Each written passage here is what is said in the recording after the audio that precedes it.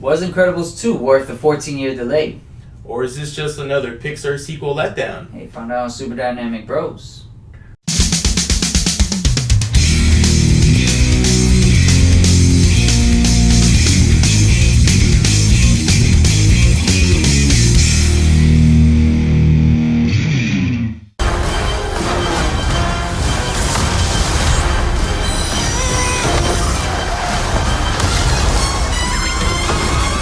Combustion imminent? What does that mean? Ah! It means fire, Robert. The screenslaver interrupts this program for an important announcement. Suit up. It might get weird. I'll be there ASAP. Where you going ASAP? You better be back ASAP. Hey guys, welcome back to Super Dynamic Bros. I'm Isaiah Amaro. I'm Marcus Urbana. And today we're going to be talking about the highest anticipated sequel of a Pixar movie, which is Incredibles 2. To be honest, it's the only sequel I wanted from Pixar. That was the most highest demand since 2004. Everybody was like, yo, what happened to Incredibles 2? Incredibles 2? Well, yeah, because the movie ended in a cliffhanger. Oh my god. And if you ever played the PlayStation 2 game, it definitely picked up right afterwards. And yeah, guys, so Incredibles 2 picks up literally right after when Incredibles 1 ended. And pretty much now, like, they're the Parr family. They're trying to get back into the spotlight with the good grace of the world and everything, because still superheroes are still like Illegal. outlaw and illegal here. And this billionaire investor is like trying to like back them up and like, oh, if we show the people like the good things that superheroes do, Yeah. like maybe we can actually, get this law, revoked and everything. No, yeah, he lives in the glory days when he was a kid and superheroes were everything, and he just wants to bring back that feeling of supers being legal, the world being a safer place, yada yada. So, yeah, he basically hires them secretly, Frozone, Mr. Incredible, Elastigirl, yeah, to basically do some little missions, just so the government could feel okay, supers are okay. Well, he doesn't really want all of them to do missions just yet. He's pretty much just having like Elastigirl, like The safest route. Yeah, because she's the most like less like liable to cause damage and destruction, which of course what Mr. Incredible accidentally does. He's like a tank. Yeah, world's strongest man. It's like Superman. He's gonna break some stuff, fighting crime. While Elastigirl figuratively, spy-wise, Yeah. figures a way around and solves the problem. Yeah, so it's pretty much like two stories. It's the story about her being back in the spotlight, fighting crime. A new supervillain is out there called the Screenslaver. Screensavers. Which I thought was a pretty cool name and a pretty cool villain. Mm. And then you have Mr. Incredible just dealing with the family life. The daughter, Violet, yeah. Violet, and just being an angry teenager.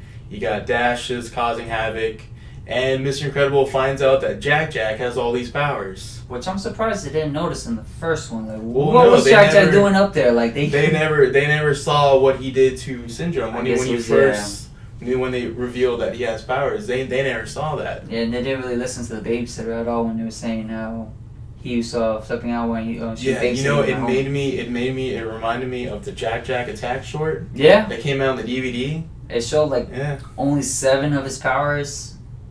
Yeah, and honestly, a real like, show stealer of this movie is Jack. Oh, Jack was probably my favorite part. Yeah, he's basically the baby Groot of that movie. Oh yeah, but just like Baby Groot, it's like he's so effective. He has so many more powers than you actually think he does. I loved every scene where it's just Mr. Incredible just like chasing him around the house. It's like a superhero version of like Mr. Mom. Yeah, and that's what I really, really enjoyed about this movie is that it really just kind of expanded the whole world more than it did in the first one. Because really in the first one, they talk about the glory days of being everyday superheroes, but then they spend most of the time on the island with Syndrome, so you're not really seeing the whole world. And this one, it's different. You're actually seeing their everyday lives as superheroes. Yeah, you go to different cities, different towns, and all yeah. that.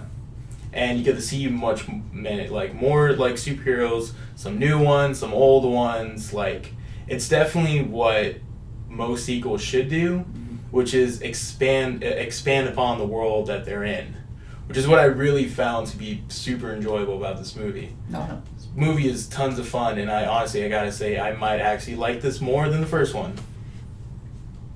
I'm putting it out there. I'm thinking about it before I say throwing it. it out there. It is a great movie. Mm-hmm. All time. First one, definitely a classic. My favorite Pixar movie. For villain wise, I would have to probably give it a Syndrome. Like, I felt more of him, more. No, yeah, of a and reason. that's my one real flaw of this movie Mm-hmm. is that who the villain is and the villain's like motives Yeah. is just kind of predictable. Kind of was. I mean, I had an idea of who it was, maybe one or the other, but I was technically right. I mean, at least with Syndrome, like, you see it from the beginning. Yeah. His was definitely more like planted. Exactly. Yeah, I had agree with more. that. Yeah, had more of a stake to it, you could say. Well, as far as the screensaver was, I felt like it was just a side of the movie, and the main movie was mostly the family. Well, yeah, the screensaver part, not to be going into spoiler territory, yeah. it's not really that aspect is not really the big picture. Yeah, it's not of the entire basically plot of the like movie. the family versus that, the bad guy versus the good guys. It's more family wise, you could say. And It's really mostly just about the family this time, yeah, which how, is what I kind of appreciated about how it. the dad sees what the mother's been going through. Maybe a little worse now because of Jack, but I mean, I like the fact that like the roles are reversed in this one, where he has to be the one. he has to be Mr. Mom. He yeah. has to be the Mr. Mom, and Elastigirl gets to go out and do the missions and stuff. Which I thought the action scenes in this movie were fantastic. No, yeah, you see a lot Fantastic. and I noticed too watching, there was a lot of cool Easter eggs in this one. Yeah, there were. Like when she jumped on the train, she landed just like how Spider-Man did in Spider-Man 2. I was like, oh, okay, that's kind of Well, I mean, that's kind of that's just a superhero landing. yeah, they always do a You know? superhero landing. No, they showed some characters, some superheroes from the first one that had died, and like I guess in flashbacks. Like, okay, I remember in this one. If you watched the movie recently, or you just watched it over and over like I did. Yeah, like I say, like they give like enough time to like just like kind of flesh out this world. Like we kind of see more than we really did in the first one, because we didn't really get to see that much of their everyday lives, because most of the movie took place on the island, which was, don't get me wrong, I'm not saying anything negative about that. I'm just glad that we got to see much more of it around this time. Yeah. And it's really cool to have all the original voice cast back, except for Dash. Yeah, 'cause his Dash voice is is different. But it sounded similar. It did sound very similar, It so sounded it good did not. similar. It didn't take it away at all. Edna Mode I don't know. is back. She was Her good. scenes were so good. More Frozone. More Frozone, so we got more Samuel Jackson. Yeah, This is we're great. paying him. Yeah, we use him. Yeah, I kind of want to see more of his wife though. Hey, you just want to see Yeah, more of Honey? I want to see more Funny. I did. I want to see a face to Honey. Yeah. Mm. Unfortunately, we didn't get much of her. But yeah, guys, I gotta say, out of Pixar sequels, is this like? I'm gonna make a bold statement. Is this better than like Toy Story 2 and 3? I think it's better than Toy Story 2. I'm gonna have to give it some time. Yeah. Because Toy Story 2 is good. 3, of course, is a crier, but it's up there. Yeah. I think more and more times I'm gonna go watch this movie. So I'm probably gonna watch the movie a bunch of times. Oh yeah. It might be up there, maybe a little bit above Toy Story 3. No, yeah, I would put this above Toy Maybe. Story 3. Yeah. This is Yeah. definitely a top 5er for Pixar movies. Oh, for sure. This is not a Cars 2. No. This is not a Or Monsters University. Or Finding Dory. Didn't even see it. I saw it, unfortunately. I saw bits and pieces of it. Didn't care for it. But Yeah, guys. So from our rating scale of dynamic, delightful, decent, disappointing, and dreadful, guys, this is above that. For me, this is a super dynamic. super This dynamic. This is super dynamic. Other than Avengers, it's probably one of the best movies of the year. I actually quite enjoyed it too. I'll give it a low super dynamic. Okay. But still super dynamic though. If it was like a A minus, I guess if super dynamic was A. Yeah, I would. Yeah. Even though then There's layers wait, upon hang layers. on. Then our whole grading system would be. It's a super dynamic. It's We're super not gonna- dynamic. yeah, Extra we're not- points, we're not extra gonna get credit. into that, Yeah. It's pretty much like extra. It's like extra credit points. It's extra credit points, Yeah. yes. Like if you're saying like a low super dynamic, it's like Low all right, extra you credit. get like 5 points extra on your test. Yeah, like 102. Yeah. That's like congratulations, you're one of the smartest kids in the class. Well, thank you guys for tuning in.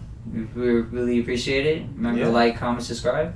And guys, rush out, go see this one. This is definitely This is definitely- it's definitely a movie you need to go see with a crowd. You need to go see it in the biggest screen you got. I'm telling you, this is the one, guys. Well, remember, have a incredible day. Pun intended. Damn right it was. Subscribe.